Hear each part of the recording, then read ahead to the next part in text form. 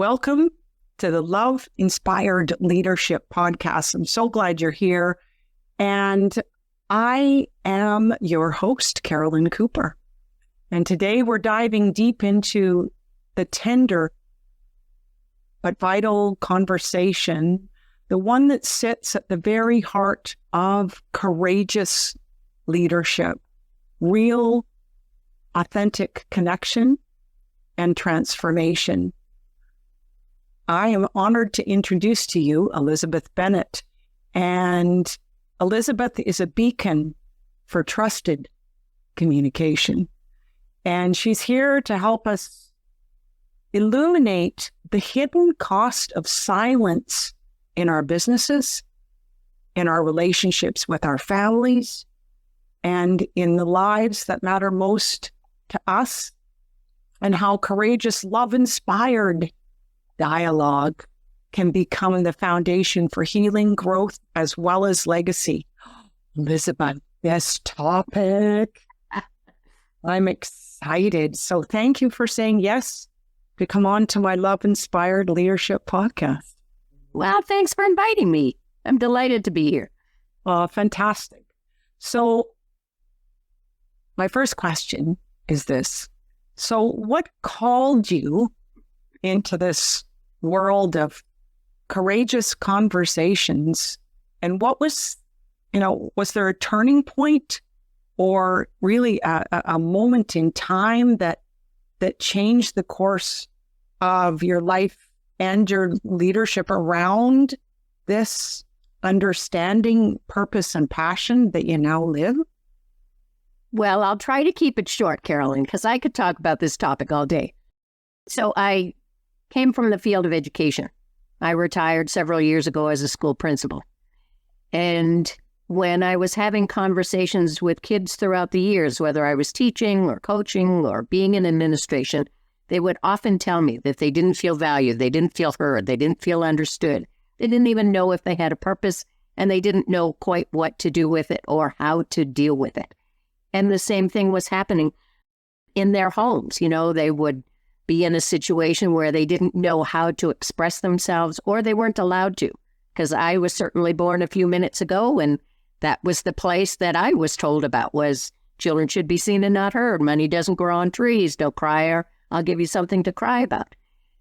However, having been in that field for so long, a lot of those kids are now in business and industry. And similar things are happening there. They don't feel heard. They don't feel valued. They don't feel understood. Or the other piece of that is bullying is rampant. Mental health concerns are through the roof. And social isolation is on the increase in both of those spaces. Agreed. So what I felt was important to do was to, as I was finishing my career in the classroom and in school, I wrote a book called Courageous Conversations, a guide for parents to understand and connect with their teens. Beautiful. And then I thought, okay, well, that's focusing on one area. So I go to schools from time to time, or I go to conventions or so on and speak with teachers and have those conversations. And then I thought, I think I need to do this in another area. So I'm finishing my book called, and I'm not sure this is going to be the final title, but for the moment, it's Courageous Conversations in the Workplace. Because I'm beginning to believe, looking at the politics in my own country and the U.S., I come from Canada, and the U.S. and the world, we are incredibly positional. And we have a collective PhD in avoidance, avoiding conversation, avoiding listening. Wait, can we pause? Did you hear that? Collective PhD in avoidance? Yep. Oh my goodness. Stop, pause, take it, write it down. Are you a part of that educational world? The collective PhD of avoidance? That's so good.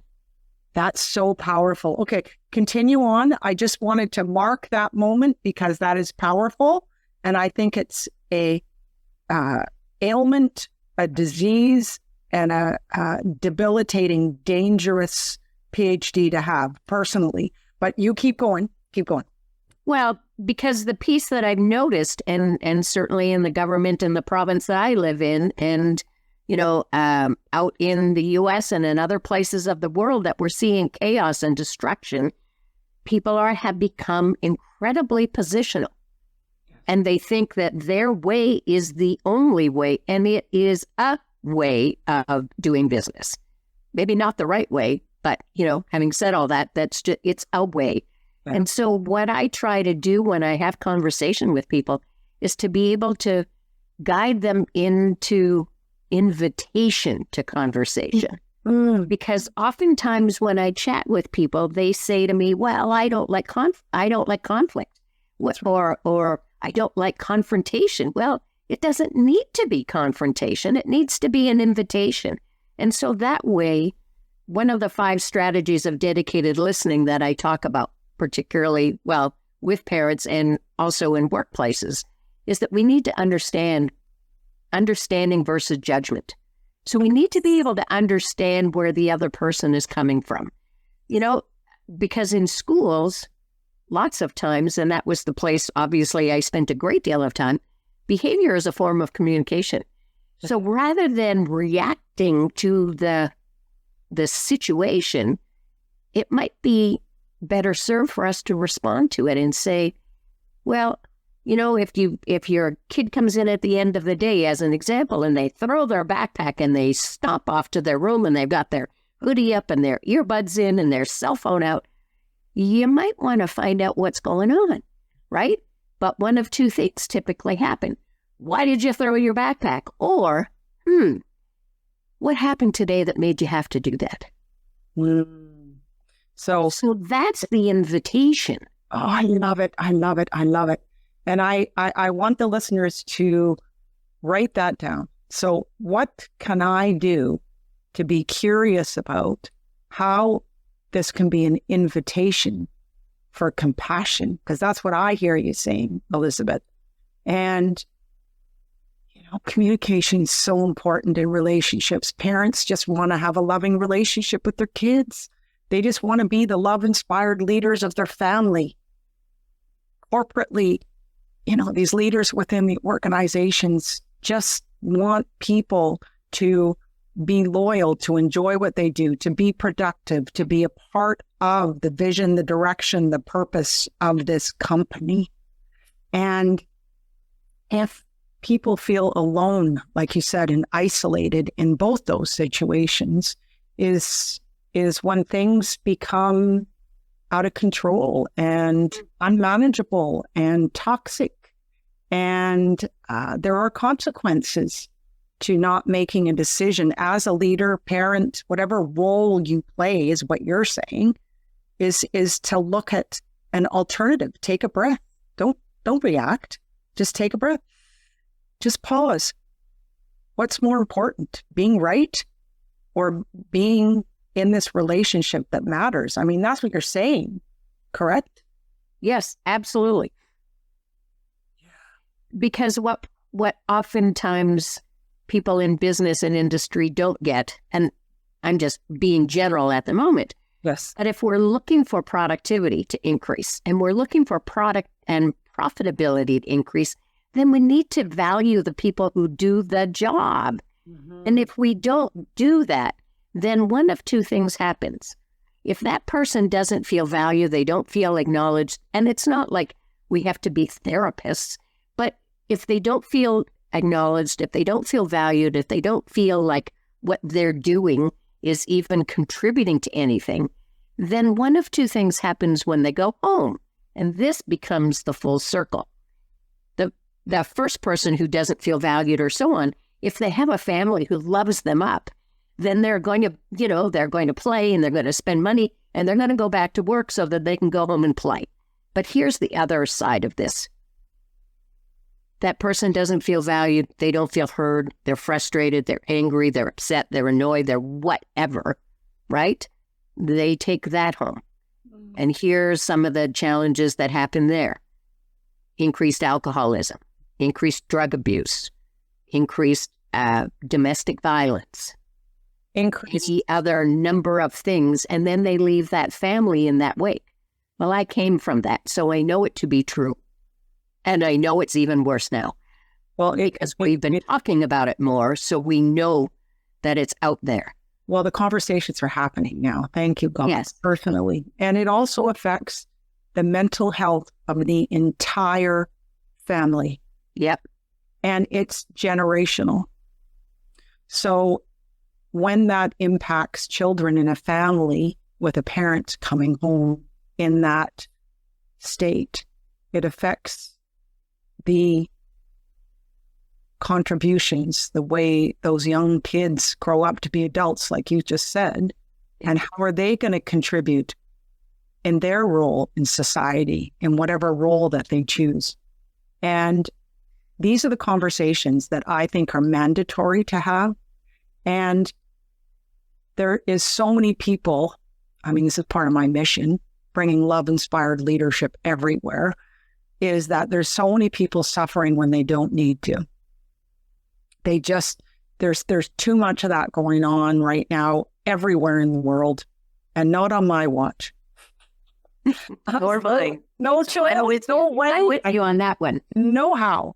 Listen, when we are, gifted with these tools, strategies, protocols, practices, ways in which we can deal with challenging situations, I think those are gifts to the world. And I commend you for stepping up and standing out to share this particular concept, because I think way too many people, including people that I care for deeply in my life, avoid conflict at all costs. And it's costing them their life. I can see it in their health, because your health declines too. I will just say, your physical health, not just mental, your physical health declines too when we don't live our best life yet. There's this position, I'd love to know the answer to this one. There's this position that is courageous to change. We know that we are not functioning in our top form when we're reacting. Let's be real here to the audience. You know when you are. You know when you go down that other path and you think, I shouldn't have said that. Oof, ouch. That's a bee sting. Ooh. Yet there's a certain time, I think, that we get to a place that we say, you know what? I'm going to be accountable. I'm going to be responsible for my conversations and my relationships. So what would you say is, a nugget, a piece of wisdom that can support this audience to recalibrate and redecide that the people they care about in their life are the most important, and that to take on the ownership of changing who they are first, not blame and resent, but just to take that on. I mean, what would you recommend? Exactly what you're saying. So when I have these conversations with folks, I have them take a look here to be responsible for themselves first, right? To acknowledge that they have said the wrong thing, made the wrong decision, or so on. Because what we need to understand is we all have a background. We can call it trauma, we can call it experience, we can call it whatever. But some of that shows up in how we speak with each other and how we listen and how we engage and so on. And each of us have it, right? Those are filters that we have. But we need to be able to say, oh my God, or whatever we're going to say, to take a look over here to say, you know what, Carolyn, I'm sorry that I said that. I recognize for myself that that wasn't the smartest thing. I see it, and I'm sorry for what I said. And I recognize that it probably had an impact on you too. Oh, that's good. So say that again. Say that again. No, repeat that last phrase. I want our audience to get that, because that's the piece that's really significant here. Well, and that's the piece that brings them back to invitation to conversation, is to say that I recognize that this had an impact on you too. So a big part of this my journey has been self-forgiveness and compassion for self. So forgiveness is a big piece of this, isn't it? It certainly is. Yep. Thank goodness.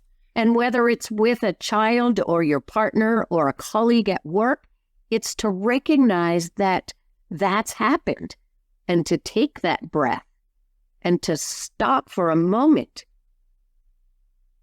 and to recognize, okay,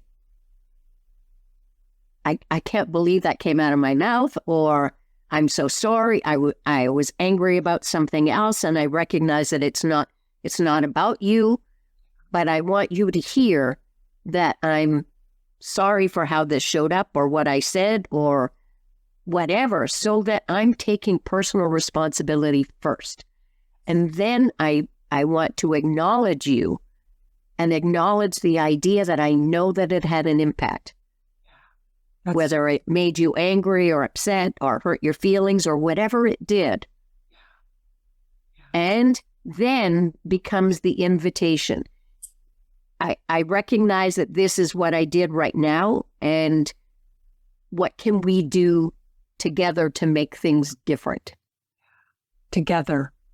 That's right. So if you're chatting with one of your children, how can we work on this as best as we can for it not to happen again? Right? Because we all know that things happen more than once, but inviting them into that conversation. And the same thing in a workplace. If you yelled at a colleague because you had a flat tire in the morning, or because, somebody cut you off in traffic and you're coming in and your hair is on fire, then when you take it out on them and it's like, I'm so sorry. I was, we got up late. I had a flat tire. Somebody cut in front of me. I know our proposal is due in an hour, and I wasn't here early this morning. I get all that. And I get that it has an impact on you. So that's the significant piece that I want people to take away here, is to take responsibility yourself and release the blame. So I have a process in my 6-step aim high system, activating your inspired mindset. And it's thinking above the line versus below the line. Below the line is making a decision to be resentful, to blame, to have judgment, to have criticism. And that's energy draining, and there's no connection there. And when we're above the line, when we're curious, when we're open, when we're compassionate, when we're kind with ourselves and other people, which is what you're speaking of.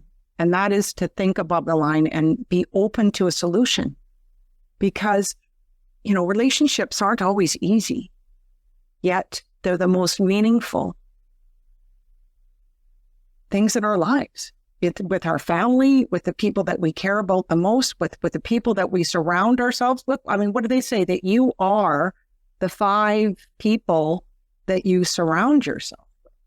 So, what fascinates me, what I've really been working on the last 5 or 6 years, is being truthful in my conversations. So this is one question I have for you. It's my own selfishness that's asking this question. Is, there's things that have bothered me that I've kept hidden in relationships in the past. And it's built up to a level of disconnection in the relationship. So what would you recommend? I mean, I'm really living it now more than ever. It's very uncomfortable for me to speak my truth about what isn't working and to do it with respect and compassion. I really hold that space when I communicate what that is. And I always find it intriguing, the answers that come back, because it's way different than what I think it's going to be. It's easier and lighter. But how do you position that conversation, would you say? Well, and one of the things that I suggest to folks is to say that, I've been thinking about this for a while, and I've been sort of hesitant because I don't really want I don't want to hurt your feelings or so on, but I really want to share this with you. Oh, that's good. And, and you can put in, you can put in the element of trust in there too. I'm grateful that that we have this trust in each other to be able to speak this way, to be honest with each other. And here's what it is, right? Well, I'm doing it right then. I'm glad to hear that, Elizabeth. That's exactly your right way. It's no, okay. I'm doing it well, I'll say. I won't say right and wrong. I've got the wrong word, but I'm thrilled because this truly has changed the relationships that I have. And they're much more intimate, they're much more meaningful and much closer. And I'm grateful for that. And I know it has taken my level of responsibility to take, to acknowledge within myself and have the courage and the bravery to share that. But my position always is, because I'm a love-inspired leader, I live this way, is to position in a place of respect and compassion. And that's what you're all about too. So I think that's wonderful. Now, tell me, what are the intentional rituals or mantras or questions that you rely on to bring clarity and courage when facing those uncomfortable conversations for yourself? Well, I think I reflect on what I teach other people. And I say, okay, Elizabeth, if I'm going to teach other people this, then I better be doing it myself, right? Yes. And so the mantra on the back of my business card is step into your conversations with courage.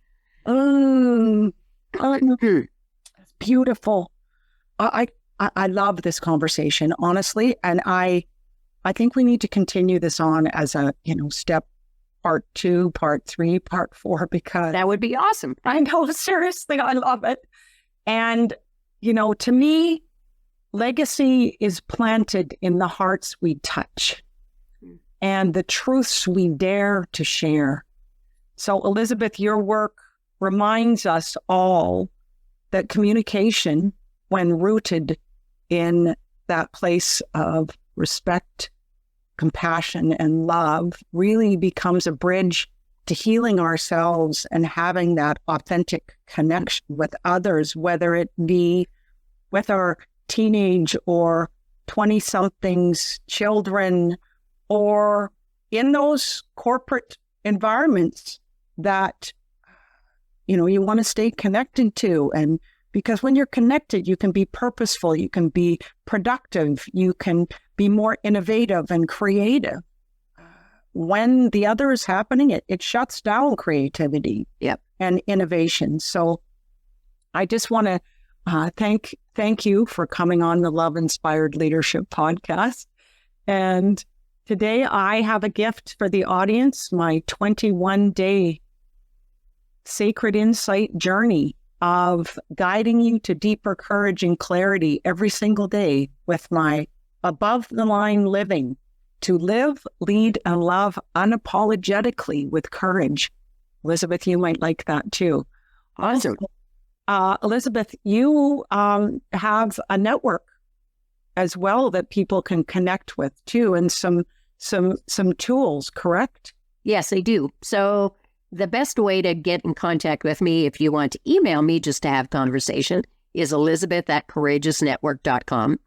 And I also have, both for families, 5 strategies of dedicated listening, and for people in workplaces, the 5 strategies of dedicated listening that are also on my website at www.courageousnetwork.com. I love it. You sound so good there. That could have been on radio or something. Yes, I think we're going to be on radio. Yeah. Well, awesome. So to everyone listening, remember this, please. What matters is not just speaking, but sharing what's real with love and courage and conviction. This week, where can you let your heart lead a conversation that matters?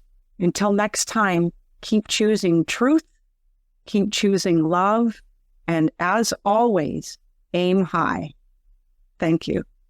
Thank you for joining me on the Love Inspired Leadership podcast. If today's episode stirred something in your soul, share it with someone who's ready to aim higher.